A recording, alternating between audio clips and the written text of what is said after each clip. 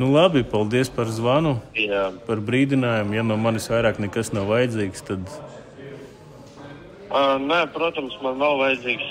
Tātad mēs sastādām joprojām šos protokolu priekš bankas drošības speciālista, kurš jums piesprināts būs no mūsu puses, kurš vēl pārbaudītu speciālistu un kurš ir saskaties ar šādu veidu situāciju. Skaidrs. Viņš jums sniegs plašāku informāciju un palīdzēs atklāt visas pretimīgās darbības, kuras ir veikuši šī persona. Bet viņš man atzvanīs pēc kaut kāda brīža, ja?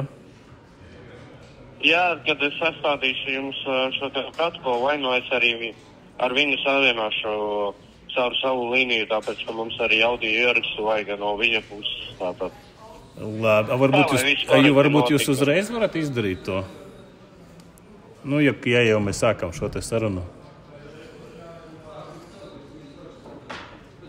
To es nevaru uzreiz, tāpēc, ka mēs nesam sastādījuši šo te protokolu.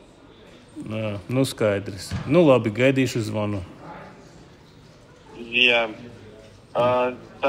Tāpat, kā iepriekš minējuši, pārbaudīšu pilnīgi visus iespējamos variantus, kur jūs tāds varētu būt nopūduši. Jā, labi. Tā arī pārbaudīšu jūsu bankas struktūras, pie kuriem jūs esat vērsies un sniedz savus datus patstāvīgi. Jā. Jo pēdējā laikā Latvijā ar vienu biežāk ir bijuši gadījumi, kad paši pārvaldnieki bijuši iesaistīti klientu datu tālāk pārdošanā.